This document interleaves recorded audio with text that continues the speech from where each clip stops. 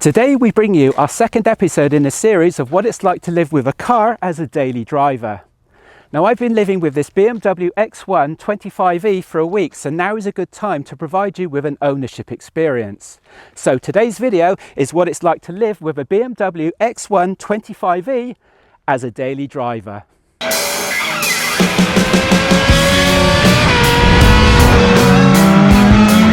Driving a Lamborghini Miura.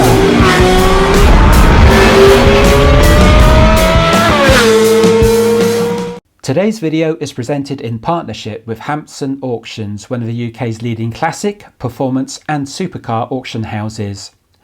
Their next sale takes place on the 9th of March at the magnificent Bolesworth Castle in Cheshire. So first of all, I'm going to give you a quick walk around of the exterior of the X1 and then we'll take it out for a drive to see how it performs on the road. We don't want to spend too long outside because it's really icy out here at the moment. We're in a bit of a cold snap at the moment in the UK, but fortunately we've got the sun on our side. So while the sun's out and we'll keep it warm, we'll give you a quick walk out around of the exterior of this X1.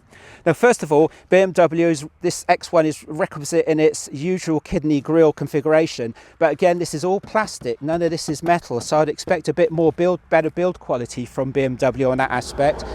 And also this front grille section is all plastic too, very similar to how the 320i was configured. Now the thing about these X1s is that they're quite a big car. Now I know they're not as big as the X5s, but they're just getting more and more bloaty in their size. This is 6 foot 1 inch wide, the same width as I am high. So that's quite a width and it's quite a big car. The BMW X1 25e is a 4-seater M-series plug-in hybrid targeted to the family sector as a daily driver and has a base retail price of circa £47,000. The powertrain consists of a 16.3 kilowatt per hour lithium-ion battery and a 1.5 litre 3-cylinder combustion engine. The battery powers electric motors that drive the rear wheels with the combustion engine driving the front wheels. Together, they provide 242 brake horsepower and 350 pound-foot of torque, propelling the 25e from 0 to 62 in 6.8 seconds with a top speed of 118 miles per hour.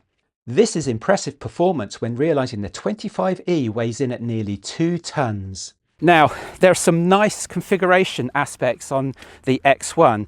On the remote control, you've got your general lock with the BMW insignia, and then you've got your unlock for the whole car, then you've got your unlock and lift for the rear boot mechanism. So if I press and hold that button,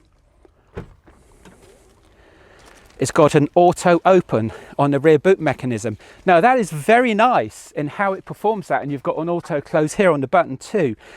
But the problem with this is this extends out, as you can see, a substantial additional width from the length of the car, or rather this extends out a substantial additional length for the car, and this fouls on a garage. If you reverse this car quite close up to a garage, this will foul on your garage, so you've got to take that into account when you're reversing the car up to your garage or into your parking area.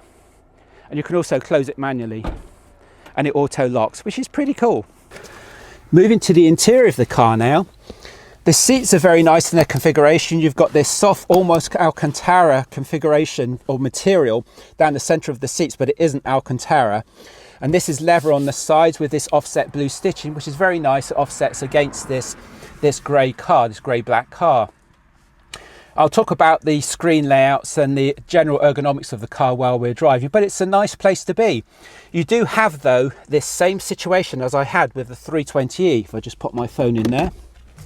When you get into the car, because of how I have to have the car configured, because most of my height is in my legs, therefore my upper body is quite short, I have to have the seat quite high. So when I get into the car, you're into this situation where you almost foul your head each time on the top part of the roof section or the entrance to the door, and then you have to slide in underneath. That's if your body is quite short and you have to have the seat quite high. So you have that same configuration issue as you have with the 320e, but I guess it's only for people who are configured like me, who have most of their length in their legs. The driving position is very nice, very comfortable. You're sat up high as you always are in these SUV type configurations, and the arms are are located very comfortably on the side. So you've got this lovely console, this center console, and this armrest here, which has obviously some storage area there for your keys and some other bits and pieces, perceivably a second phone maybe. With regards to where you'd normally place your phone, you've got a nice little area here in the front part of this center console, which is so obvious a nice place to drop your phone in. And obviously you've got your cup locations there, your cup holders. But this isn't a wireless charging, by the way, so I don't know why companies don't automatically put in wireless charging in these cars, but they don't. Now, underneath this center console, you've got a nice area of storage as well, which is generally accessible, the front section only, for the driver, because you've got this pillar section here which supports the center console. So you've got a nice area of storage location there, and in the door cards as well, you've got a nice section of storage area as well in the door cards. And again, the door cards are leather, so the car is very nicely configured with a leather dash, etc. So yeah, very nice place to be inside, very comfortable, very nice place to be. The rear seating accommodation of the X1 is spacious, and when coupled with an extensive boot compartment of 540 litres, the 25e is clearly targeted to support a family lifestyle. This particular X1 is optioned in black with a charcoal interior offset with blue stitching and has the much sought after panoramic sunroof with the sliding glass panel. So what we're going to do now is we're going to take the X1 out on the road and see how it drives. So driving the BMW X1 25e. First of all, on the center console, before you start off, you have to press the start-stop button for the system. And I say for the system because if you're starting off in normal drive mode, we'll go more into the drive modes later, then it starts off usually in electric mode as long as the lithium-ion battery is charged. So thereby that gives you a clue. This is what's called a plug-in hybrid. It has a 16.3 kilowatt per hour lithium-ion battery and a 3-cylinder 1.5 litre combustion engine, and those two coupled together provide its power delivery. So we press the start to stop engine button, and then using the center console lever, you put it into your driving mode. So here you put your foot on the brake and then you put it into drive, and then you can start off, and it will start off usually in electric mode as it is now, as long as the lithium-ion battery is suitably charged.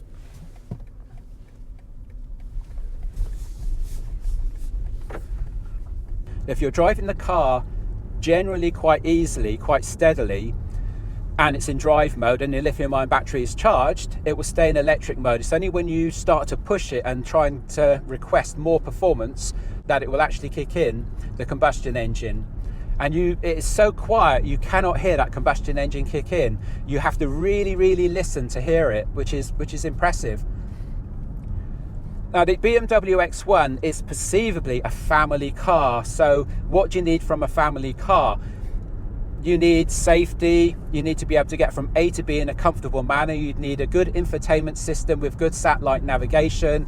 You need to be very comfortable, and the car needs to be as economical as possible as well, which of course hybrids provide that really in spades. Talking through the ergonomics of the interior of the car, as I detailed earlier, it's resplendent in leather with blue offset stitching, which is very nice and very comfortable place to be. The steering wheel falls easily to hand. The instrument cluster is easily visible through the top section of the steering wheel, and the instrument cluster provides all the information that you could possibly need with regards to your miles per gallon, the speed that you're traveling at, and also if you're in drive mode, it provides you with a regenerative grade, or regenerative gauge I should say, which when you take your foot off the accelerator and the battery is lower than fully charged, it starts to regenerate, so you can feel some braking going on in that regeneration. It's only when you start requesting more performance from the car, or if the lithium-ion battery is depleted, that the combustion engine then kicks in. And also, because it's a family car, it airs more on the economical side, so it tries to provide you with as much of an economical drive as possible, and of course comfortable drive.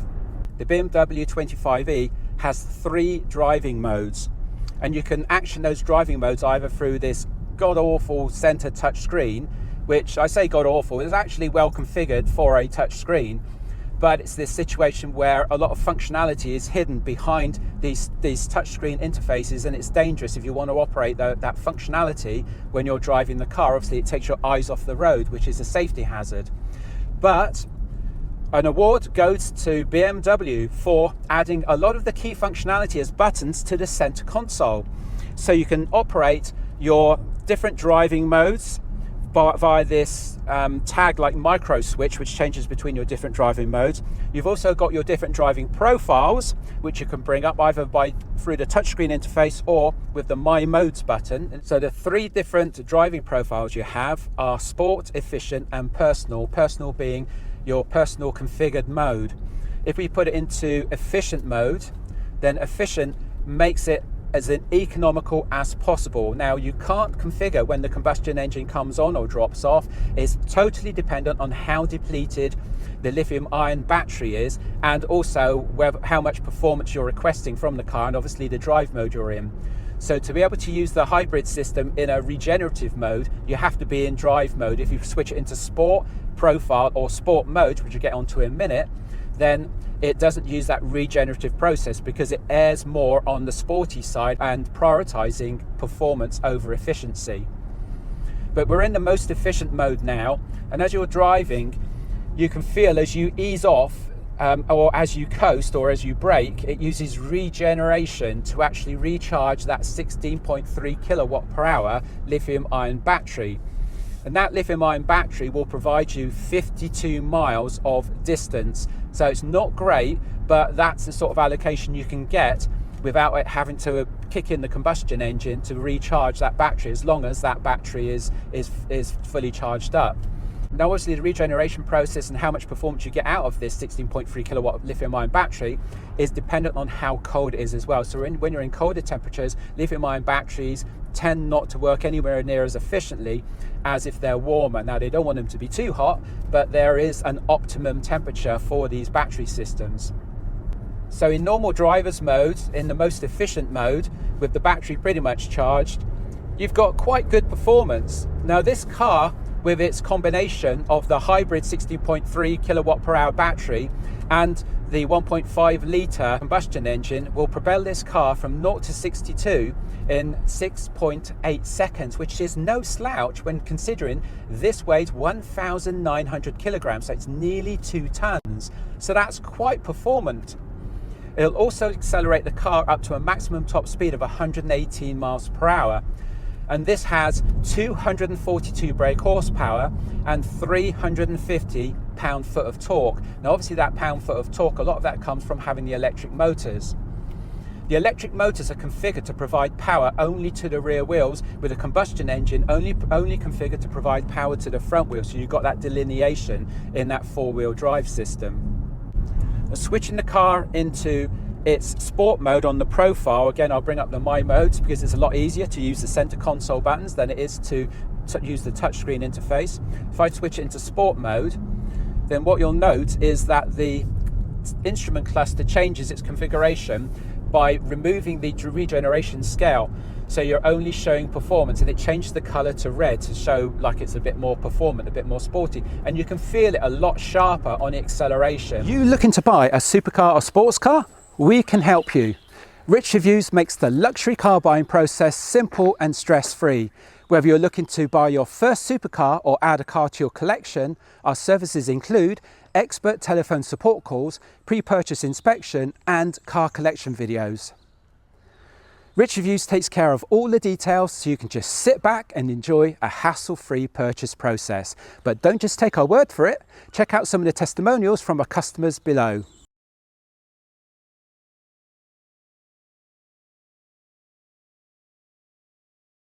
Contact us today via the comments below or at the following email address. Thank you for your time. This car has all the usual Nanny aids, and those Nanny aids can be configured on and off through the touchscreen interface again. And it's not that easy to configure them through the touchscreen interface, but thankfully BMW have provided a button again on the center console where you can press one button and it brings up all the key Nanny aids on a menu, so you can switch them off, which is fantastic. So well done BMW for providing that. So you've got the driver's assistance to be able to switch off the speed limit warning, which warns you that it'll come back on as soon as you switch the car off and switch it back on again. And then you've got the lane departure, which is my biggest bugbear, and which you can deactivate. Now these will come back on as soon as you switch the car off, switch it back on again. But at least BMW provides you a single button on the center console that you can press to bring up these menu options on the touch screen, so you can quickly get rid of them, which is a definite bonus. So well done BMW for providing that functionality. If you've got to have this legislated safety aids, then at least try and make it simple for you to toggle them and reconfigure them through an easy access option, whether it be a single button on the center console or a single button on the dashboard somewhere. Making it so that you have to go through different menus on a touch screen just is not the way forward with regards to keeping the car on the road and keeping everybody safe, especially in a family car. And also, to be able to remove these menus, you can just press the button again and it removes the options, so that's fantastic.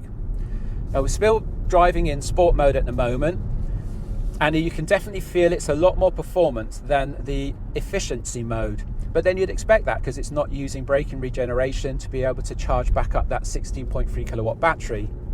Now what you can do as well, when you're in the sport mode, you can switch it into an enhanced sport mode as well by pulling on the driver mode lever on the center console, and it changes it over to S, and you get this S option which tells you the gear on the instrument cluster.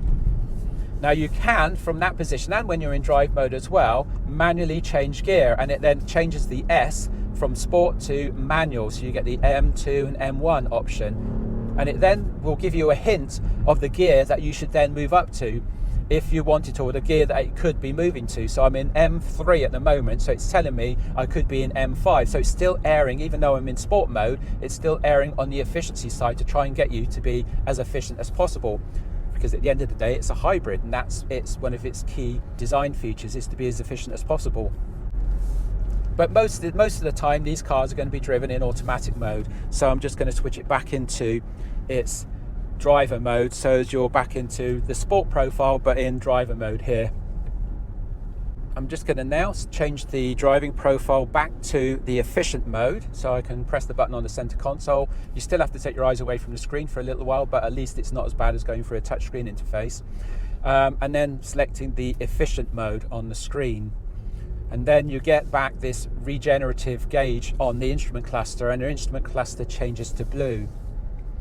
Now the center section of the instrument cluster can be altered with the controls on the steering wheel, so you can change the center section to show different options. At the moment it's set for the economy side, to show you how many miles per gallon it's doing and how many kilowatts per miles it's doing, or how many kilowatts per hour it's taken to actually drive a certain distance.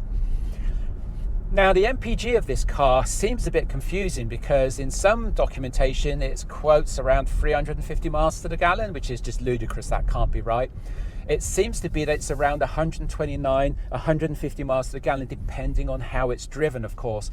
If you're using the battery predominantly, then it's going to be a lot more economical on MPG for fuel, because obviously it's using that lithium-ion battery. But there's also obviously that trade-off where it's continually having to regenerate that lithium-ion battery, which, as long as it's doing it mostly when you're braking or when you're coasting, then that's not taking anything away from the MPG of the engine, because it's using the charging regeneration motors to actually slow the car down, which you would be slowing down anyway. So that's very efficient from that point of view.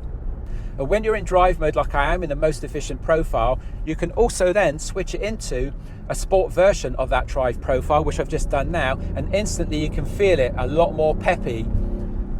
But of course you lose that regeneration aspect, because it switched it into a sport mode variant, so you don't get that regeneration efficient mode of the hybrid system, because it's switched into a more performant profile. This X1 has all the safety aids and all the auto modes you could possibly want for. It's got the hill hold, it's got the automatic parking when you switch the car off. It's fantastic from the point of view of ease of use and a family driver. From the point of view of comfort, it's fantastic. And from the point of view of safety, it's a very, very safe car, apart from that flipping touch screen, of course. So you've got good braking, a very good driving position, all the information to hand easily. You've got the controls on the steering wheel. You've got your cruise control on the left, and you've got the configuration buttons to be able to configure the center section of the instrument display cluster if you want. When it's in electric mode, you also have this sort of hum sound coming from the car, and it's these weird electronic sounds when the car is switched on and switched off. You can configure those and switch them off if you want to. I'll just switch it back into the full efficient mode now, into auto drive mode. An interesting performance enhancement that you have when you're in drive mode, and I believe this is for all the modes as well, is you have this boost function off the left paddle.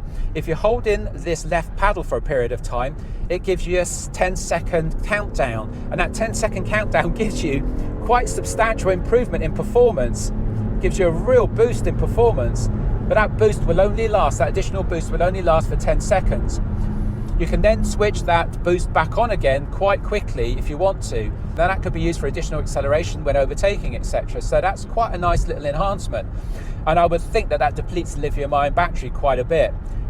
So then I suspect it has to go into a regeneration mode when you start braking or when you start slowing down. Now, regards to general road holding, it's a near 2-ton X1 SUV hybrid. So it's quite heavy, and it's a bit like a boat, really. You're not going to get any major road handling performance and any road handling dynamics really from the X1. It's very performant, as I've detailed, with the different sport driving modes that you can put into, but it's not really a car designed to go around corners fast. Having said that, it is very, very comfortable, and it does hold the road very, very well. Again, it's a four-wheel drive with the electric motor operating on the rear wheels and the combustion engine operating on the front wheels. So you have that safety aspect from that point of view. The steering is pretty numb, but that's what you'd expect from a car like this. You can feel some parts of the road, but mainly it's just big undulations. It's very comfortable from the point of view it really soaks up the bumps in the road, as you'd expect, and the UK potholes, so you don't really feel the UK potholes unless it's a big pothole. And the steering was fairly slow and lethargic when turning corners, etc. But again, it's a near 2-ton SUV X BMW X1. What do you expect? You know, it's not going to be severely dynamic in its road holding. We're driving through Avebury at the moment, and the road is very poor, but the BMW X1 just soaks it all up, as you'd expect it to. The key problem for me with the BMW X1 is its size. At 6 foot 1 inch wide, this is a wide car, and that takes a bit of getting used to. And that width doesn't include the mirrors either. So it takes a bit of getting used to, especially on the UKB roads. But once you get used to that, it's a very, very comfortable, nice place to be. So does the BMW X1 25e meet those requirements of a family daily driver? Well, considering this car has all the performance you could possibly need and all the comfort, you've got the 2 seats in the back which provide substantial room, you've got a nice big boot section, and you've got that economical hybrid system. You have to say, with the performance that it provides and the luxury that the X1 provides, what's not to like?